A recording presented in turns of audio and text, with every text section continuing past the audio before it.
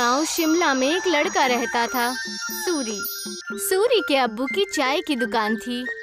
वो सुबह उनकी मदद करता और फिर स्कूल चला जाता। स्कूल में सूरी से कोई ठीक से बात नहीं करता था, क्योंकि वो चाय बनाने वाले का बेटा है। वो सबसे बात करने की कोशिश करता है, दोस्तों के ग्रुप में शामिल होना चाहता है, लेकिन कोई भी उससे बात नहीं करता। और अगर वो बात करने की कोशिश भी करता तो सारे लोग उसका मजाक उड़ाने लगते। हे, कोई मेरे साथ वीडियो गेम खेलेगा? हाँ, मैं खेलूंगा। अरे चाय बनाने के लिए नहीं, गेम खेलने के लिए बुला रहा हूँ, तू रहने दे। सूरी को बहुत बुरा लगता है। वो घर आते ही मुंह फुलाकर बैठ जाता है। सूरी के अब्बू ये देखते हैं और उसके लिए खाना लेकर आते हैं। अरे क्या हुआ सूरी, तू मायूस क्यों है आज? ले खाना खा ले, तुझे अच्छा लगेगा। ले। पापा, कोई और काम क्यों नहीं करते?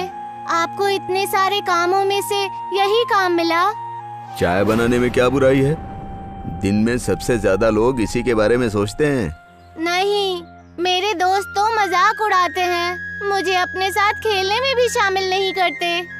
बोलो कौन सा खेल खेलना है, अभी खेलते हैं। आपके साथ नहीं, उनके साथ खेलना है। ये कहकर वो वहाँ से चला जाता है बिना खाना खाए। सूरी के अब्बू को ये देखकर बहुत बुरा लगता है कि उनकी वजह से उनके बच्चे के दोस्त बहुत दूर जा रहे हैं। उसके पिताजी चाय बनाने के साथ दूसरा काम भी ढूंढने लगते हैं। वहीं स्कूल में बच्चों को ट्रिप पर ले जाने का प्रोग्राम बनता है। कुछ दिन बाद आप सभी बच्चों को एक जंगल ट्रिप पर ले जाया जाएगा। सभी बच्चे उसी तैयारी के साथ आएंगे। सारे बच्चे खुश हो जाते हैं। सूरी घर आकर ये बात अपने अब्बू को बताता है। पापा, मुझे स्कूल की तरफ से जंगल की ट्रिप पे ले जाया जा रहा है। मुझे जरूरी सामान पैक करके दे दीजिएगा। अरे वाह, ये तो बहुत अच्छी बात है।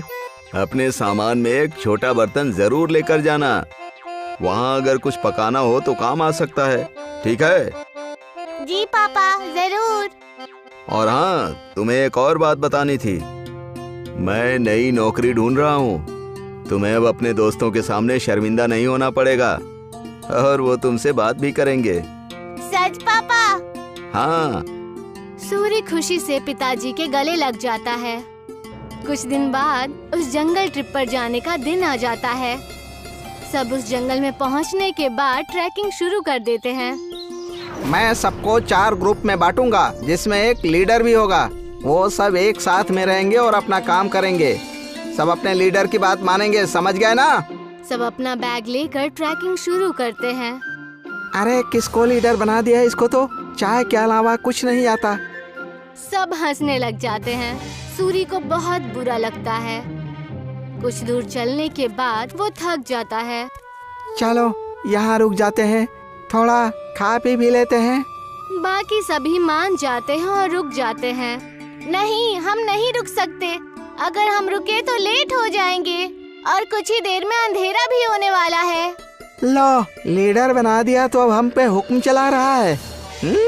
नहीं, हम नहीं चलेंगे। तुझे जाना हो तो जा।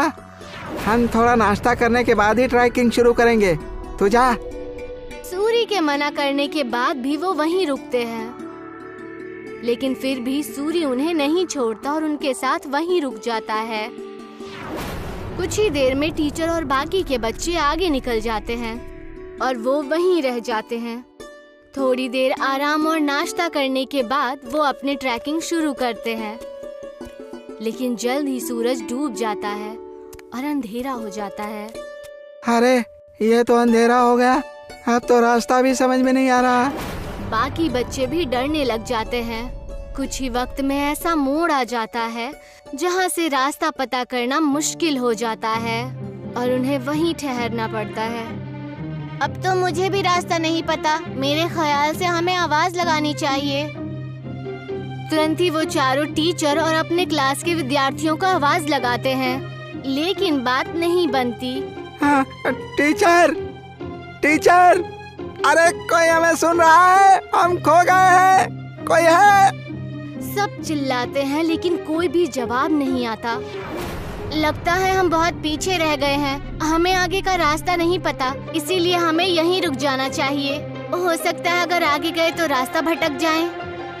नहीं, हमें कोशिश करनी चाहिए, क्या मालूम हम सही जगह पहुंच जाएं।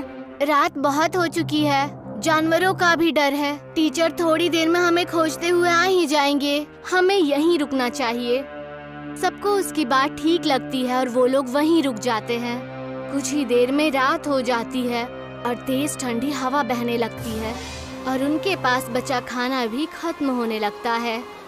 हाँ, अब तो हमारा खाना भी खत्म हो जाएगा और पानी भी खत्म हो जाएगा। अब भी कहता हूँ मैं, हमें चलना चाहिए। अरे लेकिन जाएंगे कहाँ? रास्ता तो बंद है। मुझे तो बहुत डर लग रहा है, कहीं कोई जानवर ना हमें खा जाए। मुझे तो बहुत ठंड भी लग रही है। हाँ मुझे भी। मैं आग जलाता हूँ और सब लोग आग जलाते हैं। कुछ देर जलने के बाद आग कम होने लगती है। हम क्या करेंगे, इतनी ठंड है, आग भी खत्म हो रही है। जानवर से नहीं तो ठंड से छूट कर मर जाएंगे। सूरी कुछ सोचता है और कहता है, मेरे पास एक आइडिया है। मेरे पास बर्तन और चाय की पत्ती रखी हुई है बैग में। वो आग बुझने के बाद तक गर्म रहेगी तो हमें भी गर्म रखेगी। सूरी तुरंत वो बर्तन निकालता है और सब उसे अपना पानी दे देते हैं, लेकिन फिर भी पानी कम पड़ता है। वहीं पास में जमीन पर बर्फ पड़ी होती है। वो उसे उठा लेता है। जैसे ही काली चाय बनती है, आग खत्म हो जाती है। सबको बहुत अच्छा लगता है। उसे पीने के बाद सब तारीफ भी करते हैं, लेकिन अयन सिर्फ चुपचाप चाय पीता है। कुछ ही देर में उन्हें पत्तियों की आवाज आती है और वो अपने पीछे की तरफ देखते हैं। वो देखते हैं कि उनके टीचर आ रहे हैं। सब राहत की सांस लेते हैं।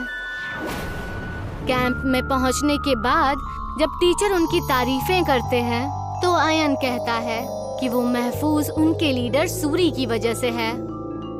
ये सुनकर सूरी को बेहद खुशी होती है। सूरी की कहानी सुनकर सब उससे दोस्ती करने आते हैं। अगर आज सूरी को चाय बनानी नहीं आती तो शायद सब उसके दोस्त नहीं बनते। आज पहली बार उसे चाय वाला होने पर खुशी हो रही थी। अगले दिन वो खुशी खुशी अपने पिताजी के पास गया और उन्हें सारी बातें बता दी। अरे ये तो बहुत खुशी की बात है। एक बात तो मेरे पास भी है, मैंने अच्छी नौकरी ढूंढ ली है। सूरी ये सुनकर हैरान और उदास हो जाता है। नहीं पिताजी, आपको काम बदलने की कोई जरूरत नहीं है। आप जो भी काम करते हैं वो अच्छा ही होता है और कोई भी काम छोटा या बड़ा नहीं होता। ये मुझे अब समझ आ गया है। सूरी के पिता ये सुनकर खुश हो जाते हैं और अगले दिन वो खुशी खुशी अपने दुकान में अपने अब्बू की मदद करने लगा। और जैसे ही वो स्कूल पहुंचा तो सब उससे मिलकर उससे बातें करने लगे और उसके साथ खेलने लगे।